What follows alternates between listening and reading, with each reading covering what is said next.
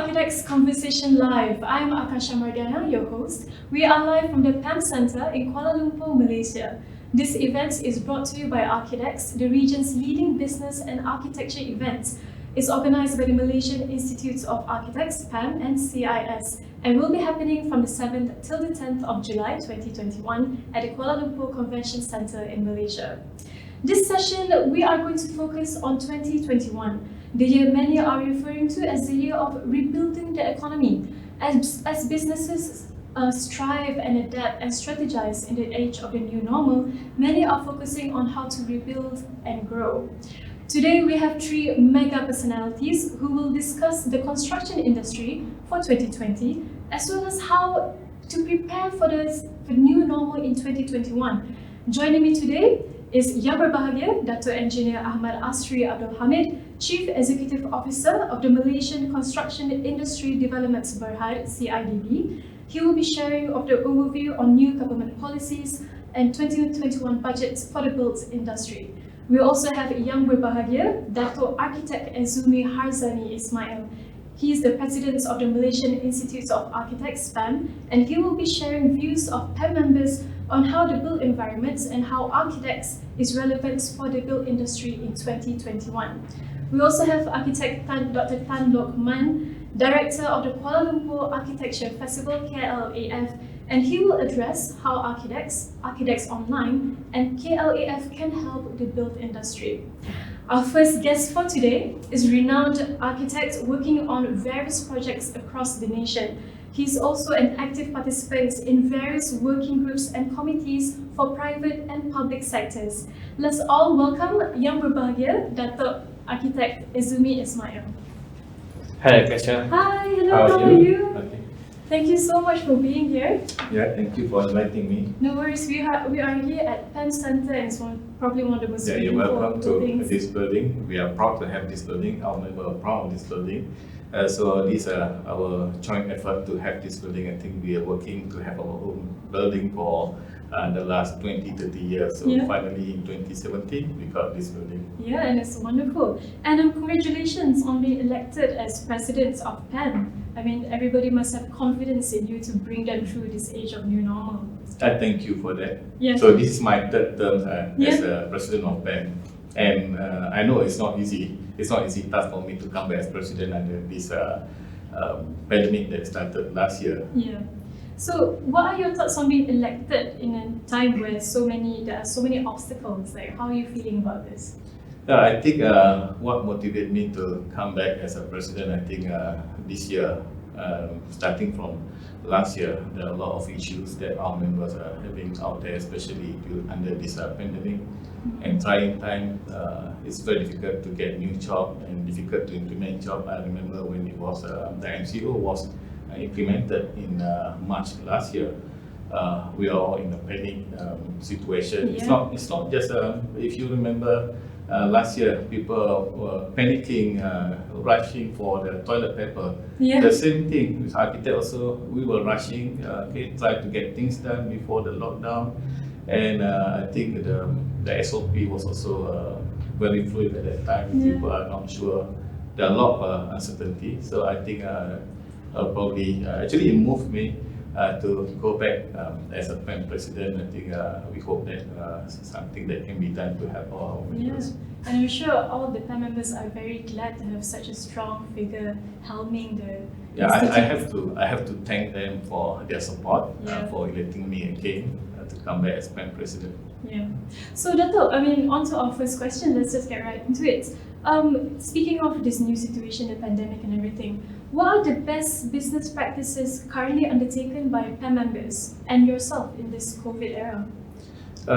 What I want to share with you, on my perspective in my own practice, of course, we have been doing several exercises, including doing the right sizing. So we have to cater to the current needs of our practice. So we have to let go some of our resources, and we now seriously looking into how to digitalize our activities. In fact, most of the meetings and discussion now can be conducted over the internet through the online platform. And I believe our members out there also are doing the same thing. And I would like to remind our members that there are a lot of opportunities out there. Yeah. One of the very important that we need to know that now this is the time for us to look back into the way that we were doing things before, and probably this is the time for the transformation of our practice. I think that's a good word, transformation, adapting, and innovating your business practices in this very, very trying times, right? So I guess, I mean, a lot of projects are also postponed, and people are looking at how to get countermeasures to navigate this, right? So before we go to the next question, I would also like to welcome our next guest actually.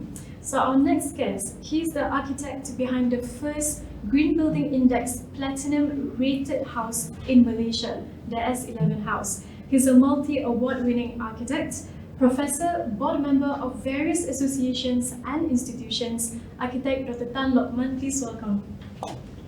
Hi. Hello, hi. Hi, Dr. Tan. Hello. How are you? How are you doing? I'm very well. Thanks for having me here. Yeah, I'm glad. I mean, we have two of the most prominent names in the building industry right now.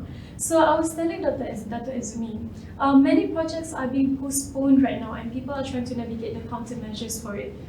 For you, like in your opinion, in both of your opinions, Dr. Izumi, what are the countermeasures undertaken by PEM members to forge ahead despite the slowdown? I think they have to be very dynamic now. Under this situation, you cannot do things just the way you did it before. It cannot be done a conventional way, and you cannot just sit back and waiting for things to change and go back to normal. It may not go back to normal like what it was before. So this is the point where you have to change. You have to be more dynamic, and then the agility of your practices is very important. Because if you don't take this opportunity, other people will take the opportunity, and it won't come back to you. That's true. It sounds like it's becoming a bit more competitive in that way. Yes, Yeah. it is very competitive now. So when we were hit by this pandemic, we thought that everybody going to be relaxed, not doing much, waiting for things to change. But unfortunately, it's not. It just accelerates the digitalization process. You can see that even today. There are many sessions, meeting, everything over the video conference system, and a lot of things can be done, coordination through the cloud services. So we have to jump on the train. So we cannot wait because the train may not come back. Yeah, I see Dr. Tan nodding there, like agreeing to what you're saying. What are your thoughts on this, Dr. Tan? Actually, it's been an incredible 2020. I think from March, when almost the whole world locked down, and we started from March 18. I think for some of us who have been in practice quite a long time, been through 2 recessions, we thought it was the worst of times. And we very quickly implemented very drastic measures. Like in my office, we cut everyone's salary down to minimum wage across the board, whether you are 20,000 salary or 2,000 salary. And we really thought that it was going to be a pretty rough period for the rest of the year and maybe the years to come. And we quickly adapted to a new normal of working. We went virtual almost overnight. Yeah. We replicated our office in our homes. I have a server in my house that is a mirror of my office. Oh. So straight away, I think we had 2-3 days notice, and we got all those things done. But surprisingly, when we started coming out, after that was CMCO, then RMCO, we found the economy came back very robustly. Okay. We are one of the fortunate firms. I always try to build a practice that we always like to tell our staff that we always do very well in a downturn. And that's the type of practice we have sort of built. And we came back in June, I think early June, we reinstated back everyone's salary. Oh. And we've never, since then, we haven't had to cut salaries. We still maintain all our staff. And surprisingly, we picked up a lot of work.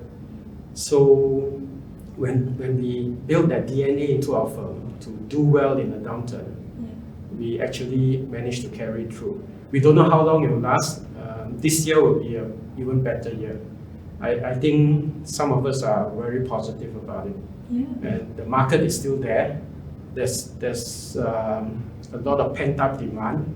You look at restaurants today, people are lining up just to get a table. Yeah.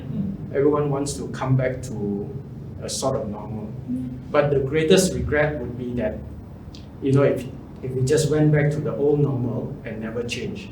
I think this is a great opportunity for us to change the way we live.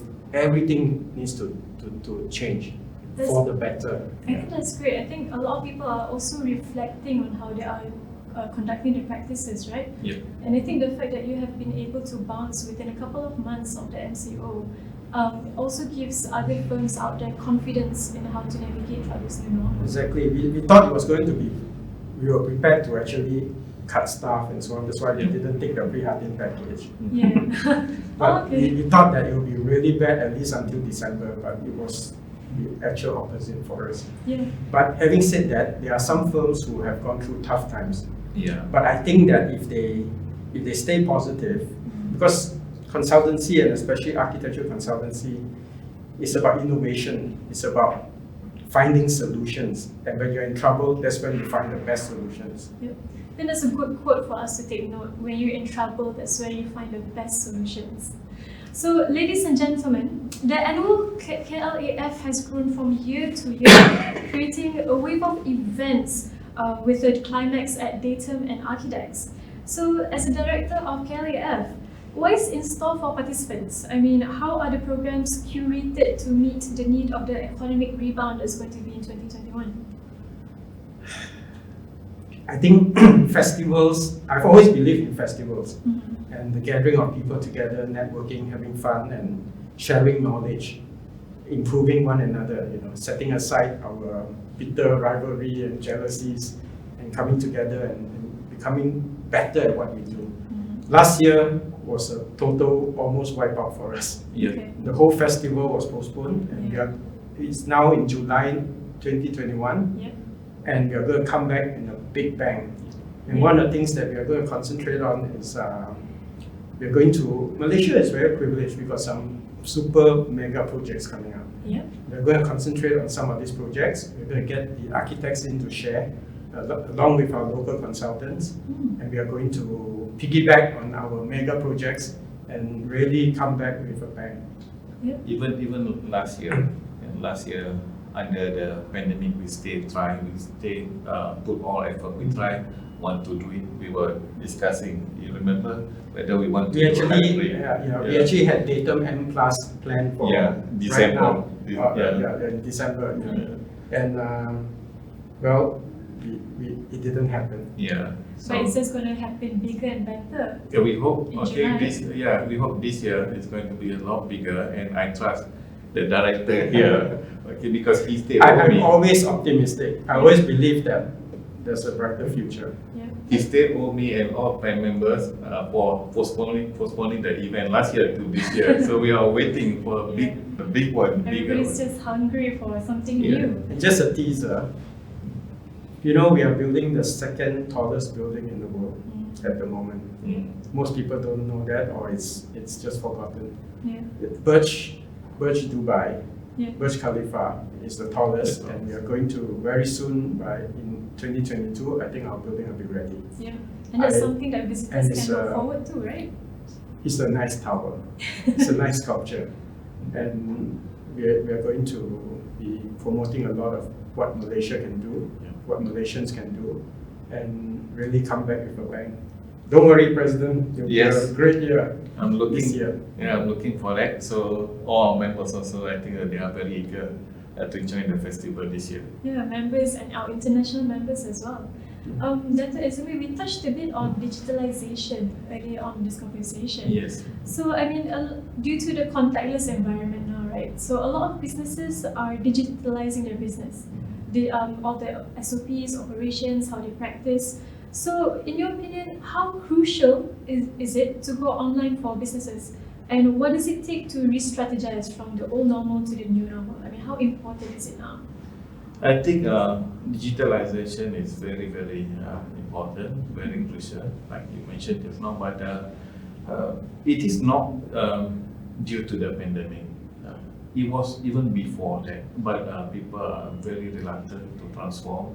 They like to do things the usual way, business as usual. There is no really aggressive effort in transforming the business and methodology.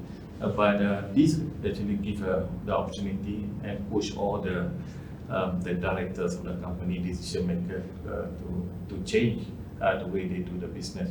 And in professional services, architectural services, to be more specific, some of us actually have started to do things virtually through the cloud coordination, cloud collaboration, using the urban information modeling platform. But it is not very widely used, especially in our country. It was limited to probably architectural services, very limited to engineering services, but not the whole group of consultants actually adopted. But under this situation that we had last year, people realized that there's no other way for you to move forward. You have to adopt this technology. So, and this technology also opened more doors and bigger doors to international collaboration as well, not just for the local collaboration. Yeah, I agree. Dr. Tan, how hard do you think has it been for businesses to go from the old normal to the new digital normal? We transformed almost overnight, maybe 2 days. We had all the technology, video conferencing, but we never used it because it was always more fun to meet and have a drink after that. Yeah. So when we got locked down in March 18 last year, we had no choice, and surprisingly, we quantum leaped. I like to use the term that we brought 2030 technology into 2020. Yeah. We straight away jumped into it. I always tell my friends, my mom is 81 years old. Yeah. And before that, she didn't know what a QR code was. Yeah. And today, you take her to any place, she knows exactly how to use it. She's learned to use a smart device. And anyone can learn. And I think if there's something good that has come out of this pandemic, is that it has forced all of us, especially our practices, to become more efficient, to jump on the technology highway, and to quantum leap it. And not only that, it's actually good for the environment. By not having 20 people drive to one place for a site meeting, we actually save a lot of trees, reduce our carbon footprint. So I think if you look at it, sometimes I sit back when you're in the traffic these days, you always thought, wow, it was so nice then, there were no cars on the road. And now it's back, the traffic is coming back. So I hope that some of the things we picked up during the pandemic will stay in our business model, in the way we do things. If you don't need to meet, don't meet. Just go online. It's based on how digitalization can affect the necessity of how we do work as well, right? I mean, if it's not necessary, there are other ways to do it. I'm sure that there are more ways to practice it. I think as we also ventured into the virtual meetings, we embarked, I think some of you know, we started a publication company, actually international a few years back. And I started to realize that there's another step out there, which is this big world now. And the only way you can target the big world is actually through social media and through the internet. So we've gone into YouTube, into films, into video making. And I've met a whole new generation of young architects and designers and interior designers. And they are incredibly talented, and they are so hungry to reach out to the whole world, to tell them, hey, I'm here, I'm a designer, I'm an architect, I'm an interior designer. So I think that augurs well for the country.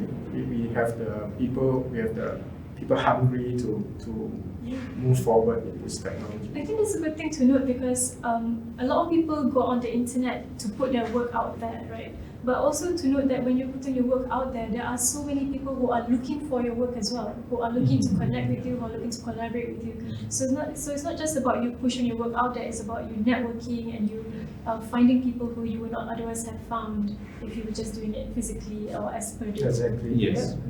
So now we go a bit into the international context. The United Nations Development Programme, the Sustainable Development Goals 11, aims to make cities and human settlements inclusive, safe, resilient, and sustainable by 2030. The SDGs, there are 17 in total, were adopted by the United Nations member states in 2015 as a call to end poverty, protect the planet, and all enjoy peace and prosperity. So everyone's support is needed, synergy, creativity, technology, to achieve this in every context. So Dr. Tan, what is your opinion on this? And does the KLAF, ARCHIDEX, and DATUM, what do they have in store to support the SDGs? KLAF is a Kuala Lumpur Architecture Festival. Yep. It's related to a city. So this goal is actually very important for us. All festivals around the world, whether it's in Barcelona or Amsterdam, is to promote the city. And unfortunately, last year, because of COVID, we couldn't do that, but we are coming back with a big bang this year. And we are definitely aiming at all issues to do with sustainability of a city and bringing a festival back into the city itself. We're actually targeting, because of 118 that I mentioned, if you go to Burj Khalifa, the area around it is a big tourist attraction. And we're looking at 118, and we're looking in particular to, they call Chinatown, or I like to call it KL Old Town, because it's not just Chinese, it's multicultural, multiracial. And we are perhaps going to zoom in July. We're going to zoom in on activities in the area, because there's going to be rapid changes because of the new tower that will come out that will put Kuala Lumpur again on the world map, a second time after our Twin Towers. Yeah. And I think that that's a good small place to develop SDG goals and really start with a small impact that will grow and go to other cities and other towns. Yeah. But although that last year we didn't have our festival, Kuala Lumpur Architecture Festival last year, but the year before, I remember when Dr. Tan was also the director, he brought a lot of interesting things that giving the awareness to the public, not just the professional director, but also the public. I remember your bamboo, Yes. basically to create awareness on the using of natural materials, building materials, and even to the extent that the food. So these are the agenda of PAM. To bring Kuala Lumpur Architecture Festival to the people, not just to architects, but also to the people. And that creates better awareness that how important that in design, in creating a built environment that to go back and use the natural material. Yeah. So this is one of our objective in achieving SDG 11. I think that's great because it's also integrating the various aspects of architecture into normal local human lives, right? Into Yes. They are all interrelated. Like for example, as Dr. Izumi said, we introduced back to Malaysia bamboo. Yeah. Bamboo is a grass in the right climate, in the right soil environment. It grows almost a foot a day, and all around us, our regional neighbors, they are very good at using the material, both as structure and as cladding. Yeah. And bamboo by itself is everything. It's the whole form of a building. You don't need to add things to it. And we just got it started again. Yeah. I remember there's one competition and also exhibition that you organized that year, the Rumah Orang Asli, basically telling people, designers, architects, or even the public to go back and build simple and basic housing. Yeah, basic housing. And we introduced back food security, which is so important. A city that has no food security will die in a week. In London, they did a study that if everything shuts down, they only have food for 1 week. And I think when a city loses its connection to the earth and agriculture and food supply, that city is no longer sustainable. That's a great way to look at it because it's a balance between sustainability with the environment and digitalization and how to help the environment innovate the current cities as well, right? I think that's one of the agendas that KLF is also looking at. Yes. Yep. And we are coming back with a big bang. Yes, I think that's what we have to emphasize. So this year. Yeah, this year's event will bring a lot more exciting things. Speaking of exciting things, so Malaysia has signed and implemented 7 bilateral FTA with Pakistan, Japan, India, New Zealand, Chile, Australia, and Turkey. At ASEAN level, 6 regional FTAs with ASEAN Free Trade Agreements AFTA, China, Korea, Japan, Australia, New Zealand, and India. So everybody's wondering, how will the free trade agreements, how can this really benefit the industry players? I mean, it's such a big concept, right? So Dr. Tan, I mean, in your words, how has the FTA impacted and been addressed at KLAF? We have always, it's an international conference. Yes. It's an international festival. As well as ARCHIDEX, actually. Yeah, I think through the years since the early days when we started it has started to gain a lot of traction. I mean, ARCHIDEX as a building material exhibition is probably the largest in Southeast Asia, and we get visitors from all over the world, especially in South Asian countries. We emulated what they were doing in Thailand, because at the time Thailand was the largest. And we were very gung-ho in those days, when we were younger architects, turned 12 years ago, and when we saw something overseas, we knew that it would work in Malaysia. And we paired an exhibition together with design, which we already had Datum in those days. And Datum has grown to be probably the world's largest design conference other than WAF. So I think, by pairing the two together, when you go and see a building exhibition, you want to meet the same person who serviced you 10 years ago. You want to hear the same reliability of the material, the warranty is the same. But it can be quite dull. But if you pair it with good design, with good music, with good booth presentations, then it becomes a festival. Yes. And that's what it's all about, putting innovation and giving people a chance to peer into the future. It gives hope to suppliers, and it gives hope to material manufacturers, and it gives incredible hope for designers, because they can see new materials, new direction in color, music, sound. And I think because of the involvement of so many parties for this festival as well, it creates a whole new experience. Exactly, that's what the festival is about. Yeah. So, Dr. Izumi, in your opinion, for the outcomes of the FTAs, how have they benefited the built environment players? I think our country, actually, we always have an open policy, open trade policy. So there are many other countries in this world actually want to collaborate with us, want to do business with us. So we hope that the government can maintain that policy, so have a good business relation with other countries as well.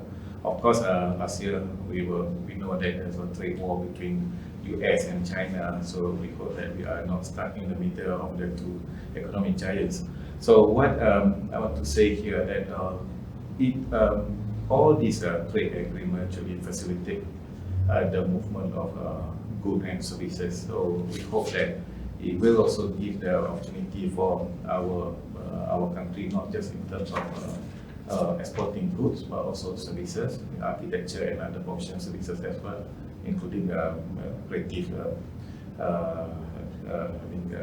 economy, so that that will encourage more of our talent and our professional to start to export their services and work in collaboration with many international parties.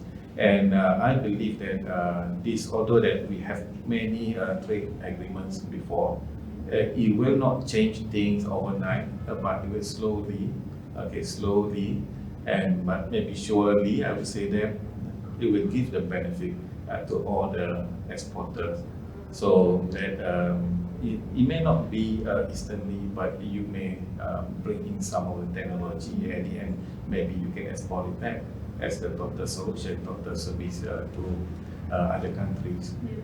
I think the keyword as well is collaboration, and Yes. like taking the initiatives yourselves to collaborate and export your knowledge and businesses overseas also, because the agreements are there. I mean, the infrastructure is slowly going there to help you facilitate international trade, right? Yes. Yeah. Perhaps I can add a bit more. One of the things I see, through ARCHIDEX and also through our work regionally, is that we are too comfortable. We have been in this cozy environment, doing business with one another, sustainable. But when something hits us like the pandemic, and it comes down to, you realize that most people, they don't have the bravado to go out there again. And I think it's a very tough world. The moment you go out and do business regionally, Yeah. like for architects, you're not protected by a scale of minimum fees. Yeah. There is no, you don't need to get a letter of release. If they kick you out of a job, they'll just take the job from you. But are we strong enough? Do we have the mental tenacity to go out there? Because with all these agreements in place and technology now, the whole world is your oyster. Yeah. And the only problem is I still find most of our consultants, our marketing people for products, the manufacturers, they are not hungry enough, or they are not desperate enough to come out of their comfort zone. Yeah. I think that needs to happen. And I think 2021 is a year where you need to really make that decision and start to realize that you are actually, we have quantum leap and we are all driving spaceships that can go all around the world and even into outer space. But we are still driving it like a car, restricted to roads in your neighborhood and in your country. So we got to get out of this mentality that you are driving a spaceship on the road. That's ridiculous. And I think the Architects and the KLF Festival will help because you're bringing international traders as well. So it'll also We want to shake everyone out Yeah. of their complacency. You Yeah. cannot be complacent, otherwise you'll die. Yeah, so I think the events, Survival of the fittest. events are lined up, and the people who are set to join for this July will really help open up that doors and let people realize a bit more of these things and open up the mentality as well, I think. Yes. So the talk of many businesses today, despite the lockdowns and various restrictions, the Regional Comprehensive Economic Partnership, RCEP, one of the biggest free trade deals in history, was signed. One must wonder, what is the impact of the RCEP on professional services and construction industry? So this agreement was signed between 10 Association of Southeast Asian Nations, ASEAN, members and its 5 trade partners that comprises of 30% of the world's population, a combined GDP of 26.2 trillion US dollars, and nearly 28% of global trade. So, ladies and gentlemen, the Peterson Institute of International Economics claims that by 2030, RCEP may be able to increase global national income by 186 billion US dollars annually.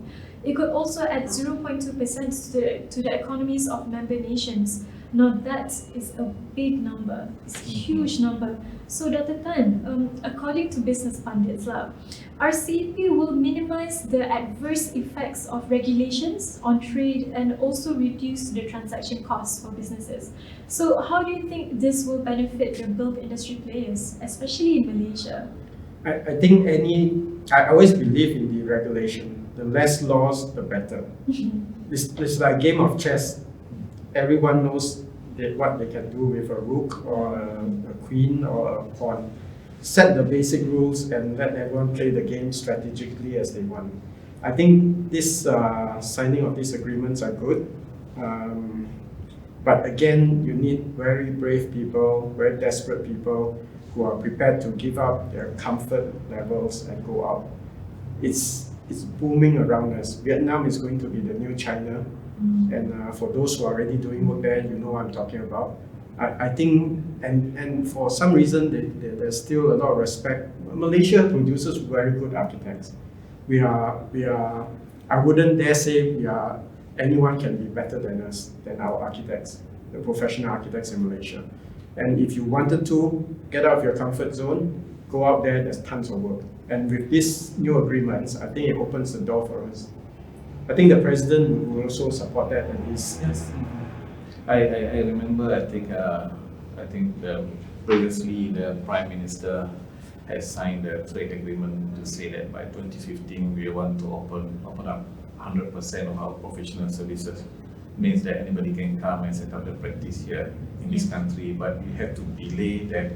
Then 2015, then we have to delay. I remember at the end, we all agree that for architecture services we will open only up to 30% of the stake, so that foreign equity, the foreign investment can come, or foreign architect can come. They can only hold up to 30%. We are not so sure to open entirely the market to international players. We are currently stuck at the position, although that we thought, the government also thought that gradually we are going to open up. We still have resistance from our professional members, but What do you think that engineers is?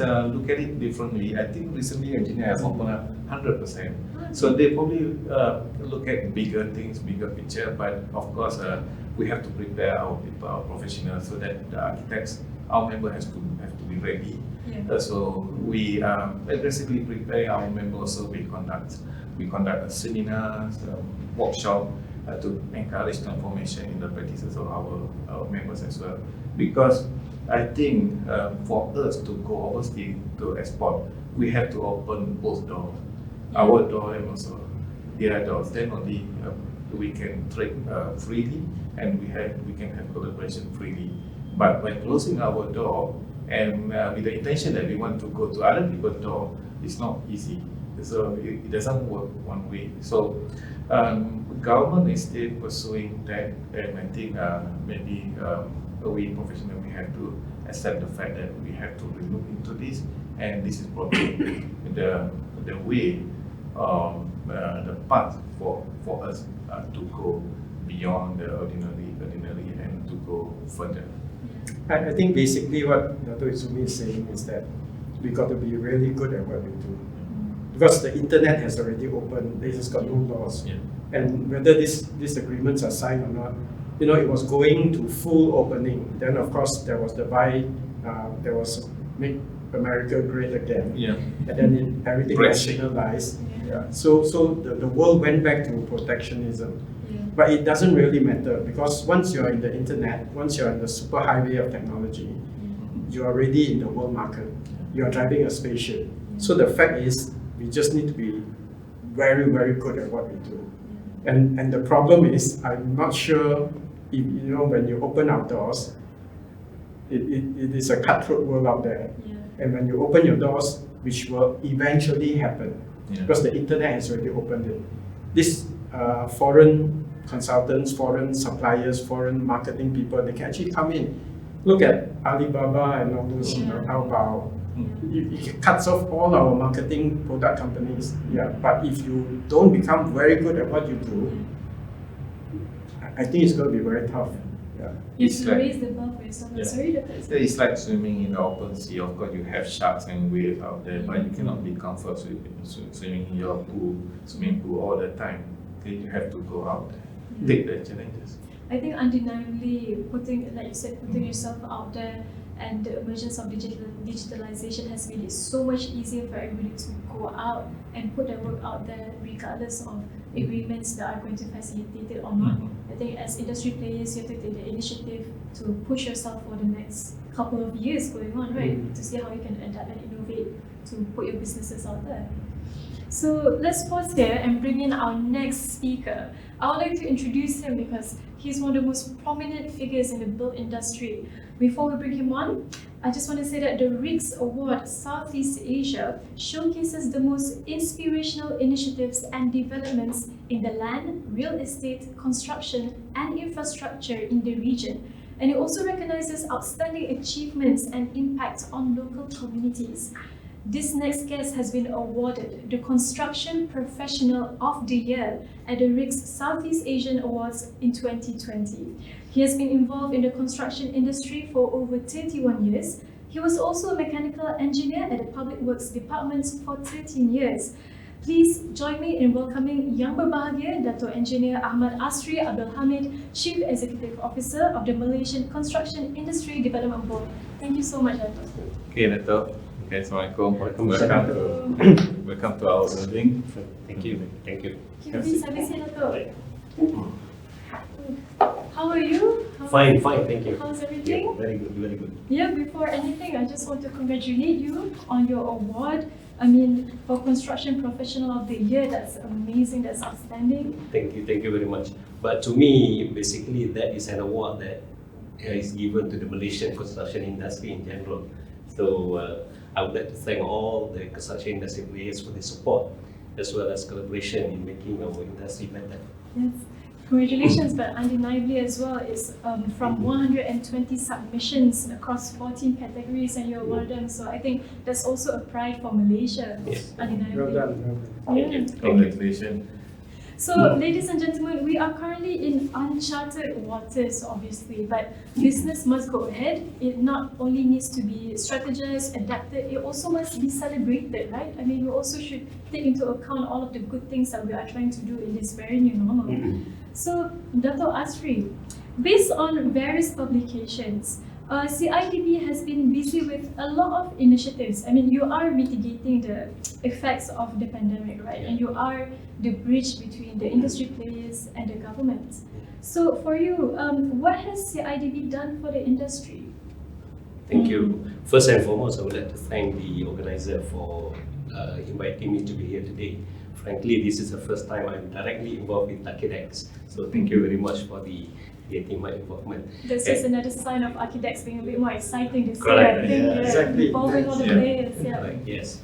So basically, since the beginning of PKP on 18th of March, CIDB has been involved in two major initiatives. The first one is that we implement or we assist the implementation of the directives by the government. That's number one.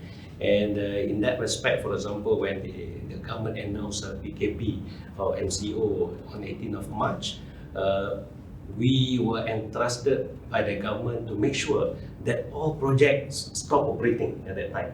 So we had our enforcement team going around the country to make sure that no project is being implemented. So that's the first challenge.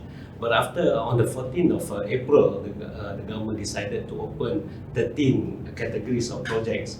And the challenge or the involvement of CIDB at that time was to evaluate the applications for companies to start the projects, because we must make sure that the projects that they applied for falls under the 13 categories that has been decided by the government. And the second thing that we have to do then was to come up with the SOP suitable for construction site, as well as enforcing them. Make sure that these 13 projects that, the 13 categories of project that was operating must comply with the SOP. And on 1st of May, the government decided to open completely the construction industry, and our role then was to make sure that all construction projects comply with the SOP that we have actually came up with. So that's basically like I said, assisting the directive of by the government. The second thing that we do is basically facilitating the industry. And we had a lot of feedbacks from the industry as well as engagement, and we did a lot of survey as well to know at the various stages of the implementation of MCO, what are the challenges, what are the issues that were faced. And we were lucky because one of the things that has been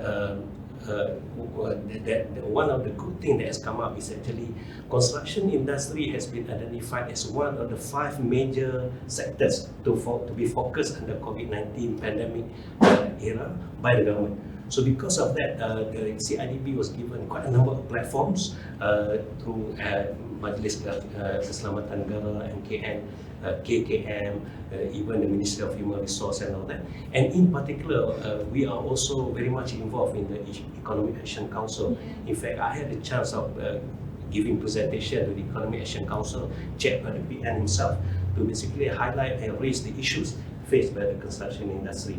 And we were lucky because of the fact that I think the construction industry, like I say, is one of the major sectors identified by the government. The government have taken a lot of our proposal and have implemented it. One of the things is during the complete MCO on 18th of March, we had come up with a proposal that why don't you open a little bit because the losses is just too much. And the government agreed to that, and eventually they came up with the temporary bills.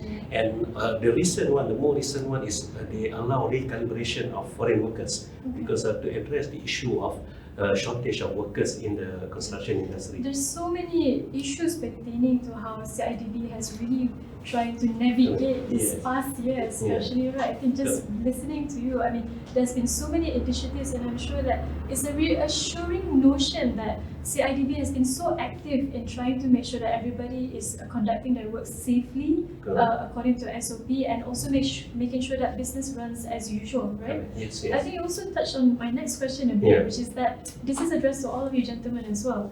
How has the pandemic affected the construction industry? Like what do you think besides besides work being disrupted? How in what other ways, especially with KLF and ARCHIDEX and all the PAM members, how has the pandemic affected business?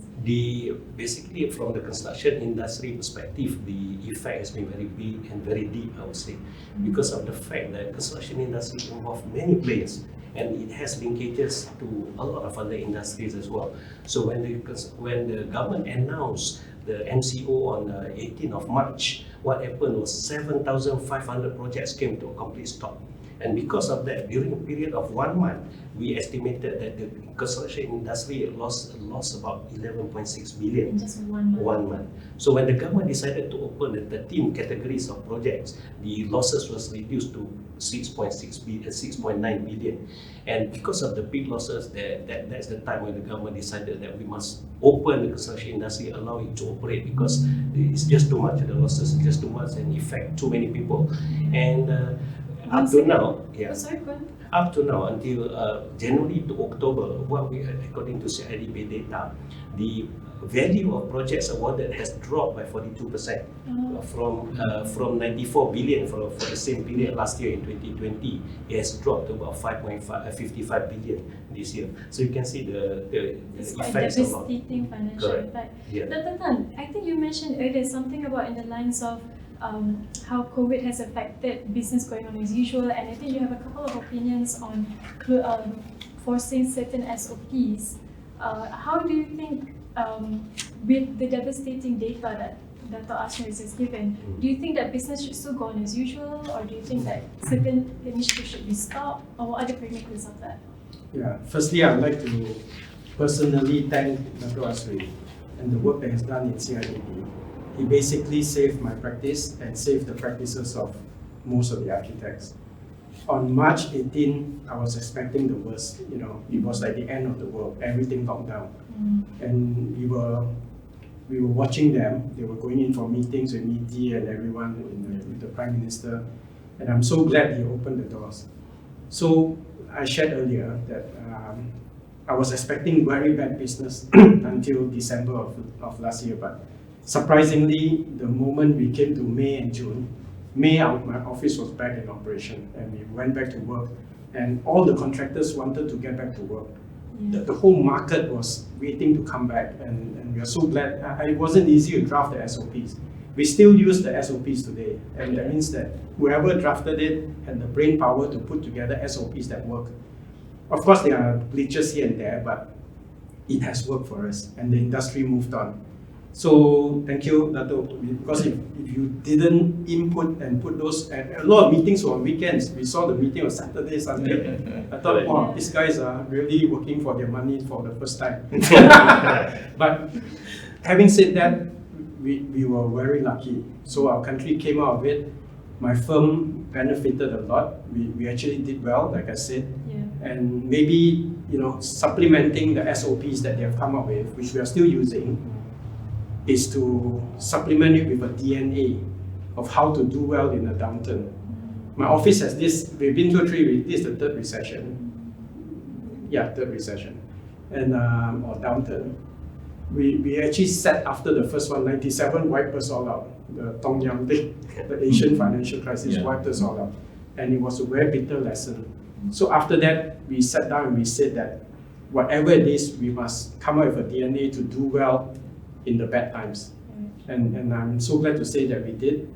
But we couldn't have done it without the government. Because if the government kept us locked down, I think whatever my nightmares were would have happened. But I'm so glad you all did what you did. It's a very fluid, there's no right or wrong, but you have to take an action. And it's better to make a decision. I think Dato' Izumi always says, even if you make the wrong decision, it's better to make a decision than no decision. And for some reason, we had with the new government, and I was very surprised that the new government listened to the technical people, the people who had the facts and the figures, and we came out pretty good. And help facilitate. I mean, it's a nice signifier of what's to come, and that the government is supporting the industry, and that Malaysia is open and welcoming new businesses, even with proper SOPs in place. Dr. Azmi, what are your thoughts on the pandemic and the Yeah, I industry? think probably I will talk on the perspective of the architects and professional services. There were like 50-50, half of the people at that time when the government, I think last year when the government announced that by 18th of March there will be a total lockdown for 2 weeks. You remember 2 weeks? Yes. So when the announcement was done, and said it's only for 2 weeks. So half of the people say that, oh, it's okay, just take a short break. We will come back to normal after 2 weeks. Everybody was very optimistic. But the other group, the other half say that I have to rush. So that's why I mentioned that everybody will rush for the grocery thing, toilet paper, everything. Yeah. So, and the two set of mindset, one say that everything will back to normal, the other one say that, oh, this is going to be the end of everything, like what the term Very mentioned. polar opposites of reactions. So the same thing with the practices as well. So some of the practices, including my office, we say that we have to continue working from home because there's no certainty whether are they going to end this or there will be prolongation of this order. So everybody need to carry a laptop or computer back, and then at the same time we have to adjust the way we to do the way that we were working. So we allow access. Previously we were very scared that if we open our office server, other people may hack the system. But security is a concern, but due to this pressure, we have no choice. I think we have to look for the best security and we take the risk. And of course, there's a calculated risk. We have backup, of course. And then, you know, the 18th of March started. What happened in that particular week? There was the time where you have to prepare the salary. So we say, are we going to allow access to our account system and everything? So at the end, I think many companies actually have to delay the salary payment until the government say, okay, you can go back to office, but limited maybe 4 hours, 2 or 3 personnel just to clear the salary. But there is a good sign that government try to allow the economy to move, not to say that they have total lockdown. So of course there are certain, I think there's 3-4 times extension, but after that the government start to open, and then the professional solicitor can apply. As long as you are okay, you don't have symptoms, you get approval from MITI and Ministry of Work, CIDB, then you can start to come back to office. But of course you have to comply with the SOP. And undeniably, for the three of you, there's been so many tough decisions to make in the past year, right?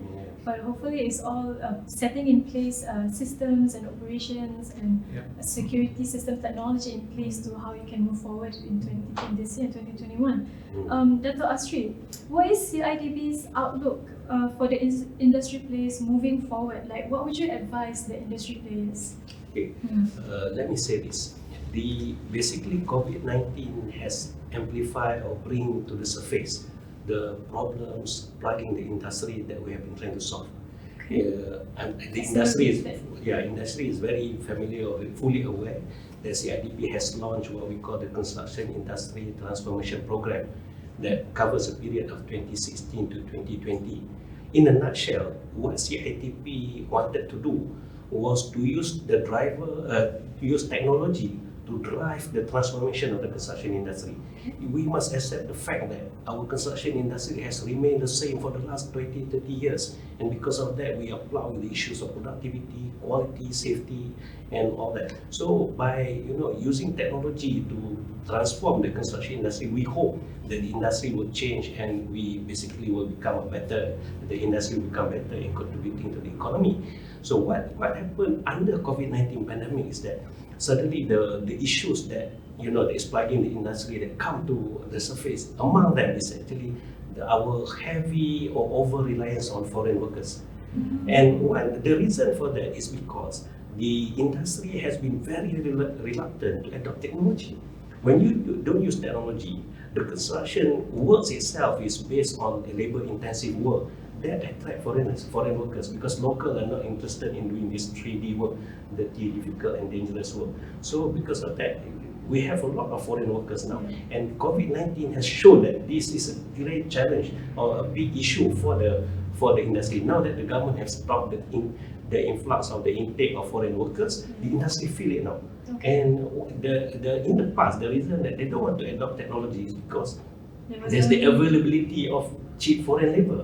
That's the issue. So now, I think what COVID-19 has done is it accelerate the transformation that we have, we have been working so hard for, which is good in that sense. Yeah. So my advice to the industry is basically, this is the time for you to really reset and look back and adopt as much technology as possible.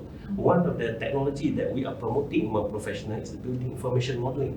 This time, there's no more excuse for you not to accept building information modeling, because it will become a government policy very soon. And eventually, even architects, they want to submit their building plans, they have to use building information modeling. It's coming soon. So all this is in the pipeline. So there's no more excuse for professional firms to say that it costs them a lot and they don't have competent person. All that. This is a time for you to basically prepare yourself, build your capabilities, reskill, upskill your people, and buy the software and really get used to using building information modeling. There's only one technology that's available. There are many more technologies in the market now. And the good example would be the technology used by China. China is very advanced now in construction industry because of the fact that they use technology. So we have to follow that path. Dr. Azrin, Dr. Tan, you seem to be nodding Yeah, vigorously. yeah, I Anything you totally want to add? agree. Yeah. Totally agree with Dr. Asri. That I think we have to adopt the technology, otherwise we will be left behind. Yeah. So it's like you are in the race now. Everybody is rushing to get to their goal. So if you will just sit back and wait for things to go to your direction, then I don't think it will happen. So you have to follow the stream and you have to jump in.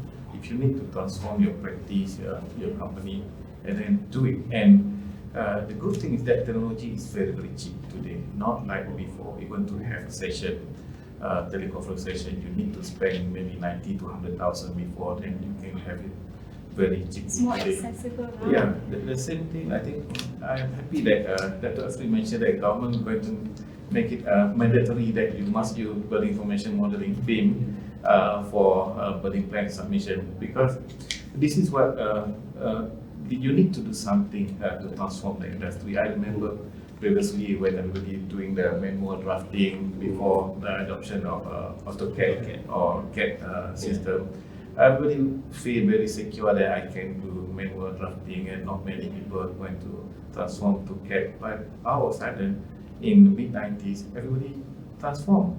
And then the few of them left behind, and then whether they go out of the business or they have to force themselves to transform as well. So the same thing, I think this is going to be the trigger point. I'm sure a lot of these technologies will also be shared during the ARCHIDEX and the Craft exhibition this I year. think we started in 2019 when we introduced drones. Drones. I think technology is definitely the future, and coming back to this pandemic, giving an opportunity for people to fully embrace it. I always tell my staff, I tell our architects, if you cannot earn money during a period, learn a skill. And the skill is worth a lot more money than the cash you actually can earn. So we've actually pushed most of our staff to go through BIM, and you'll be surprised, 1 month intensive course, and you basically got all the basics. So if you are having an office now and some of your projects are suspended, push your staff to embrace it and put them through the intensive course. The course doesn't cost much. In fact, sometimes you can even get it for free. Go through the course, and you become much stronger as a firm. So I always use the illustration, the east coast of Malaysia, where you got fishermen. The monsoon comes every year. It doesn't, not 1 year it doesn't come. So during the monsoon they make nets, because after the monsoon they catch a lot of fish. And I think that I look at this pandemic, if we all come out of this pandemic the same as we were before, I think we have missed an incredible opportunity to change, to evolve, to become better, to become tougher. And when the world has already opened up, they are going to come in, they're going to compete, whether you're a contractor, I think Dato' Asri was saying the Chinese are all over the world. They are all going back now. We got some sites that are Chinese. All the senior management are going back to China to get vaccinated. So the government insists on it. So they are all flying back, get vaccinated, and they're going to come back, and they're not going to be afraid because they think that they got a vaccine that works now. Whether it works or not, doesn't matter. They're going to come back with a mental strength that is different from all of us. We takut to go, we scared to go to site, they'll be very brave. And I think that's the way it is. When hard times, we learn to be tougher, we learn to be better, Learn to pick up our adapt skill. and re-strategize, right? Yeah. I think one of the things that ARCHIDEX also wants to highlight is how this event this year will be sharing all this knowledge, all these new policies, and all these new initiatives taken by various bodies in Malaysia especially, and how it can benefit the global construction industry at large. Moving on to our next topic. So the budget 2021 was recently concluded, and based on our findings, funding for allocations for ministries related to the built environment totals at 87.12 billion ringgit. And then funding allocated for development expenditure is at 6.088 billion ringgit. And allocation for new projects are at 3.8 billion ringgit. These are huge numbers for the budget 2021. And I want to ask Dato' Asri, with these numbers and these figures that you know, like how long do you think it will be until the construction industry recovers from this pandemic with the support from the government? Before I go into budget 2021, let me talk about the effect of COVID-19 as far as budget is concerned in 2020. What happened is that the government have realized the need for them to expedite the implementation of projects. The project that has been announced was delayed because of the COVID-19 pandemic, and because of that, it has to be expedited, it has to be implemented fast. So because and the government, what they have done is they have formed teams to monitor and make sure that projects are implemented on time. And even the project they monitor when it's going to be designed, when it's going to be tendered, when it's going to be awarded, and all that. So that basically set the backdrop of budget 2021. And the good thing about budget 2021 is you can see that the government have realized or recognized the importance of construction industry in trying to revive the economy through pump priming. Basically, what the government will normally do under economic downturn is to pump money into construction, because construction, due to its many linkages and the multiplying effects, will get the companies going and all that. And eventually, it will contribute to the economy. Yeah. Correct, for the economy. That's the thing. And you can see that the allocation, the development expenditure that's been announced in budget 2021 has come to about 69 billion. Compared to in 2020, it was only 50 billion, meaning to say that there was a 38% increase in terms of development budget for 2021. 68% increase for the construction industry. 38%, yeah. So, and you see the distribution of the budget. One of the biggest allocation for development is actually on the big infrastructure projects that have a strong multiplier effect. For example, the ECRL and all that. For that, they have allocated 15 billion. And in addition to that, they have also allocated about 3.8 billion for projects for a number of big infrastructure projects in a number of states, Selangor, Kelantan, Pahang, Sabah, and all that. So, and in addition to that, the ministries itself have got allocation for construction as well, for the infrastructure and building development. For example, the Ministry of Rural Ministry have got 2.7 billion allocation, and also for Ministry of Education, they've got 1.75 billion for school maintenance and repair and new schools, and the Ministry of Housing, for example, get about 2.25 billion allocation for building of houses. Also, the fact that government to support the small and medium enterprise in the construction industry, they have also allocated about 2.5 billion for projects for road maintenance on that, meant for contractors of lower grade from G1 to G4. Yeah. So basically, all this will get the economy going.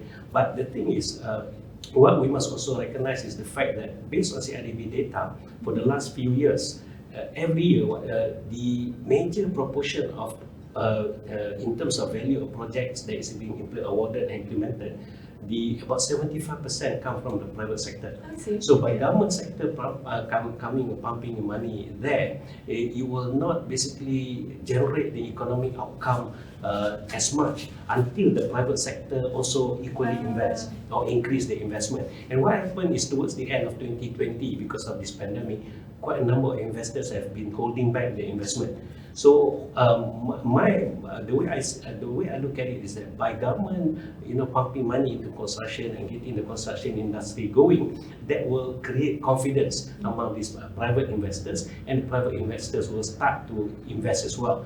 And that for that reason, my guess is that we will have a full recovery in the construction industry by the middle of next year, in maybe the second half of next year. Middle But of this year, 2021? I mean middle of 2021. 2021? Yeah, because like I said, that by then the private sector will be going on fast, and the government will be expediting implementing the projects that have been announced under budget 2021. That's an interesting time frame, because that is 6 months from now, which is also incidentally when the ARCHIDEX and KLF will be held, which is in July 7th to 10th.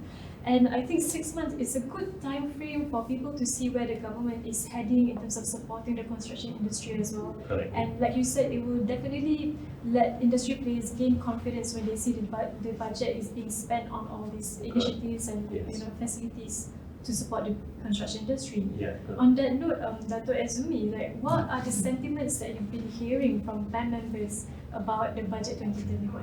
What are your thoughts on the landscape? Okay. Of course, PAM members as well as other professionals, actually, they welcome this budget 2021. I think even before budget 2021, I think under the short-term grant for Pencana program, there are many people participate in the Pencana program, so they receive assistance from the government to continue their businesses. And what I'd like to highlight under the budget 2021 is the allocation by the government that approximately 1 billion ringgit have been allocated for the training. So this is very good for reskilling and upskilling the professionals and also the technical people, technicians, technologies. As we all know that many people who involved in the technical field, such as like the airline, ground crew members, and also the oil and gas, even the transportation, like the express bus, technical mechanic and so on. There are not many movement on that activities, so there's no business. Some of them industries are affected. some of them being laid off, so there's no work. So I think this is the opportunity for them to subscribe to a training program provided by a government agency. So with this allocation of the training, upskilling and reskilling budget, I think we can change their field. They already have the basic understanding, but maybe in different field. So they are an expert in mechanical equipment and so on. But now we just need to give them more knowledge, more exposure. They can use this knowledge that for reskilling them, then they can use to apply to different industry. Especially the construction industry. Yeah, so that's why I think that for building industry, which is very, very important, that now we need to improve in terms of upkeeping the building. So building maintenance, facility management, these are where the field for these people to be trained and come and to serve the industry. I'm sure there are a lot of demand in building maintenance. That's an interesting notion, because it just emphasizes on how, especially the government and the budget 2021 is emphasizing on how robust the construction industry is going to be within the next couple of years. I mean, the budget is in place and the programs are in place, and there are more focus on readapting the practices in terms of maintenance as well, as opposed to just designing and building. There are other aspects of the construction industry that is being focused. I'm sure that all of these focuses are going to be highlighted at the ARCHIDEX and the KLF festival that's happening this year. Like, what are the things that you think? We are totally gearing up for coming back with a big bang, and it's so good to hear from Dato' Asri that his view is that the economy, the building industry will fully recover by the second half of this year. To many of us, we already feel the recovery coming. the government pump priming and all the incentives that have come out. Perhaps we could maybe improve it a bit more by having a bit more easing by local authorities to make business easier. I think we have a three-tier government. We seem to be very good at the top, and maybe the other tiers could also put your hand to the plow and help us. And sometimes it's just by the stroke of a pen you can pass a legislation or just give a waiver, and it will help all businesses a lot. I think if everyone comes together, the whole economy will be booming again by the second half of this year, barring of course whatever happens to COVID. But in 2019, when we had CLAV, we already started to introduce technology, and we brought in DJI because we really believe in drone technology. Drone technology. And drones are now being used for building inspections. You can go up and inspect curtain wall that is 40 stories up that you cannot inspect even if you climb up. So the technology is there. And the other thing I would just want to reinforce is what Dr. Izumi said. It's a great time to learn a skill. If you cannot earn money because your project is suspended, you cannot get wealth in terms of cash. You can get wealth in terms of learning a skill. We have pushed all our staff in our office to be BIM literate. We put them under intensive course, and surprisingly, it just takes about 1 month, and they basically can pick up all the basics. So while you cannot go out to fish, you should prepare your nets. You should man your nets. You should prepare your nets, because when the fish come and your net is not ready, and the whole world is going to come in, and you're not going to be able to compete. So I just say that whatever has been happening, the budget, etc., and CLAV this year, we are going to try and arm you with all the arsenal you need to do well in the fish comeback. Via the programs and the speakers and the exhibitors, I'm sure there's a lot of new technologies also that's going to be shared this year, right? Yeah, I spent a lot of time looking at the countries that are recovering. And I look at China, and I look at Melbourne. Melbourne had a hard lockdown, really, really tough lockdown. They were really suffering, but now they got almost 0 cases, and they are coming back strongly. And I think that we're going to touch base and look at some of the technologies, some of the changes that happen to their daily routines and how they run businesses. And I think we are going to bring all this into CLAV 2021. Yeah, and I'm sure it's going to be a very exciting year, especially what's going to happen within the next 6 months. Thank you so much, gentlemen, for your opinions and your stories and your sharing. Before the start of this session, we actually conducted a small group survey that we asked for the public to come forward, the focus group survey to come forward and ask our panelists a couple of questions. Thank you so much for your overwhelming support. So I have a couple of questions. This is the last one to address to gentlemen. So Dr. Izumi, how does a business ensure sustainability in times where people are losing income streams? So how do you ensure the sustainability? You address to me or Sorry, Dr. Dr. Izumi. I think, so currently, as we all know, that under this situation, everything are very tight. So, but it does not mean that you have to tie yourself into the seat that you cannot stand up and running. So, what you need to do, you have to look at how the operation of your business, and maybe this is the time that for you to restructure the business and to transform it. Like I mentioned, that we have to be very dynamic now. So if you can find a niche, what we are good at, I think let's focus on that. So if you are, example as architect, not all architects can do everything. Sometimes certain architects they focus on designing. So let's be very specific, focus on design, specialization, and capture that niche. So if those the other architect probably very good in project management, implementation, and focus on that. There are a lot of technology. Just adopt it and be specialized in whatever you are expert with. So by doing that, actually also give a more exposure, then the market will see you more.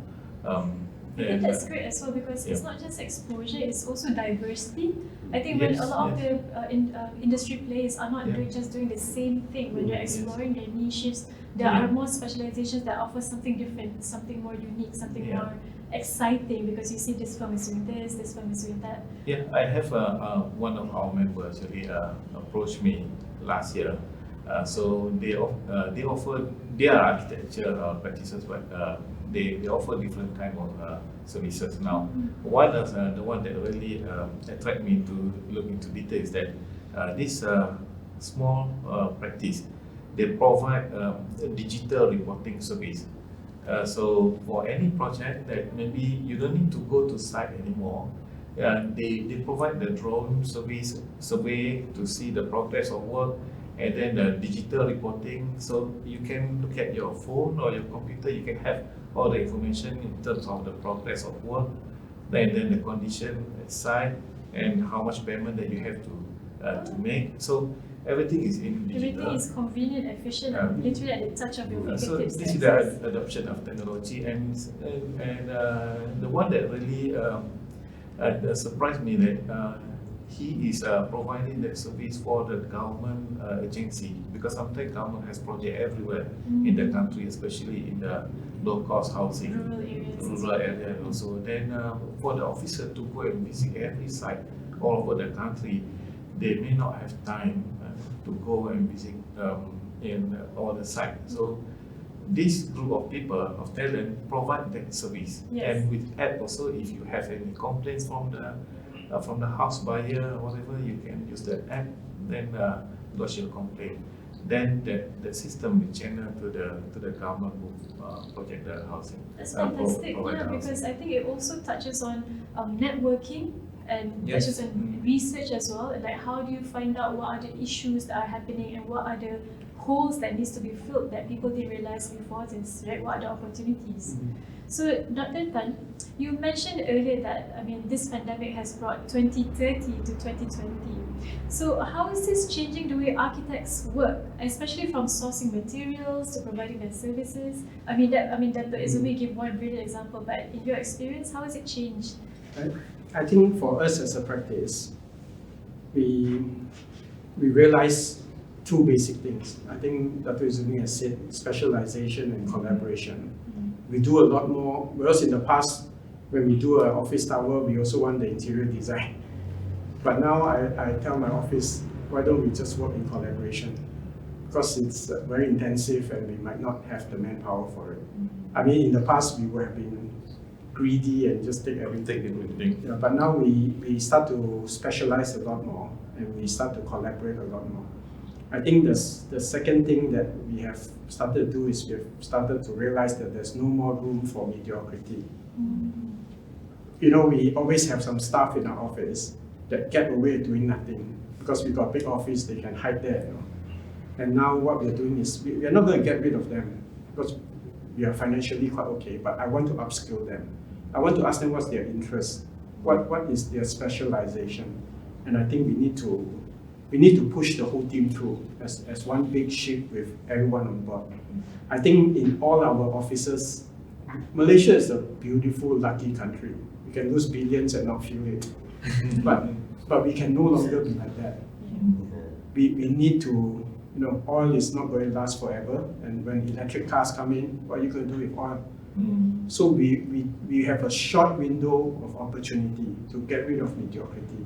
We can be a small country, but totally efficient, because around us are all giants. And if you look at mediocrity flourishes in big organizations. So I think as a country, we can be very, very good at what we do. We can have a super construction industry, super supplier lines. Go online, you cannot call and kind of meet us anymore. Start to look at different mechanisms, look at festivals, look at exhibitions. But definitely mediocrity is out the door. Because as long as you have mediocrity, when the world opens up, you're talking about free trade agreements, you're going to be killed. It's a very tough world out there, and only the toughest will survive. Until the next big boom where everyone can relax and get away with doing nothing. I doubt if those days will come very soon. And in any case, we've got to be very good at what we do. And I think CIDB has a big role in that. Yeah. Mhm. That's an excellent to note because for the three gentlemen who are spearheading this industry to focus so much on excellence and diversity, I think it bodes a very good feeling and positivity for the industry that's coming up. So, Dato Asri, in your capacity representing CIDP, what is the key focus area for every industry player should be on the lookout for? Especially in this next coming year, this next coming months, what should they be on the lookout for? Okay, as I mentioned earlier, what COVID-19 pandemic does is basically to accelerate the transformation of the construction industry. And one of the things that will basically change is basically the adoption of technology. There'll be a lot of adoption of technology, and we've been talking about that quite a lot in this session. But let me highlight one or two, three things that I want to highlight today as far as this is concerned. The first one is we must accept the fact that one of the mega trends that is going to be accelerated with respect to technology is the fact that construction activities is going to move from site to a factory. It's going to become a manufacturing industry in the end. This is what industrialized building system is all about, where you build your components and perhaps you build your rooms and everything, what they call the volumetric construction, and bring it to site and just assemble. That is going to be a reality, and that's going to be the way forward, and that's going to be a standard thing that is coming up in the future, if not in 2021. But it's going to be very fast because IBS is now a government policy, and they have made it mandatory for private sectors or government sector to use IBS. That's number one. So whenever we design the building, we must look at this respect in the sense that we must make sure that we take into account the modularity of design. We must go for modular design rather than a normal, design. That's number one. Number two, there will be very strong emphasis globally as well as in Malaysia on sustainability. Meaning to say that whenever you design, whenever you construct, the element or the aspect of sustainability must be taken into account, must be seriously considered. It's going to be a culture in the near future. Fundamental. The fundamental, yeah. Then the next one is the importance of facility management, because as pointed out by Dr. Azmi earlier, meaning maintenance is now something that is very important for us because we have built quite a lot of infrastructures and buildings and all that. But the issue of maintenance has always come up, lack of maintenance and all that, and the less priority of maintenance. Now, facility management is one of the strategic thrusts under National Construction Policy announced by the government through Ministry of Works recently. So meaning to say that FM is going to be very important. And FM means, basically facility management means, you have to look at the management aspect and from the planning, design, construction, as well as maintenance, operation and maintenance. So the whole value chain or the whole economic cycle of the construction industry, you have to basically take into account this facility management. And earlier I was talking about sustainability. So if you ask me what are the focus areas, sustainability and facility management. Goodness, sustainability, facility management, and focusing on technology as well. Thank you so much, gentlemen. It's been a very fruitful session. I'm sure that all of our guests, all of our viewers as well have gained so much insight. I want to thank everyone, especially the panel of speakers, for sharing your thoughts with us today. Thank you so much for the viewers for staying with us throughout this whole session. We are indeed going through very, very tough, unprecedented times. And we must be proactive and adopt new ways on how to conduct our businesses, especially this year moving forward.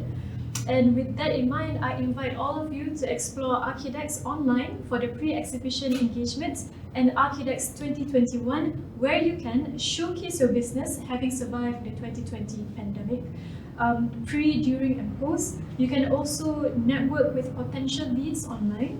You can also build hype towards your exhibition and showcase your services and your products and successfully generate leads. So may we meet again, gentlemen. Thank you so much. And for more information, please visit www.archidex.com.my. Stay home, stay safe, and we work together towards flattening the curve and making a prosperous future for everyone. Thank you everyone, and see you at ARCHIDEX 2021 happening from 7 till 10 July at the Kuala Lumpur Convention Centre in Malaysia. Thank you. Bye. Thank you so much. Thank you. Thank you.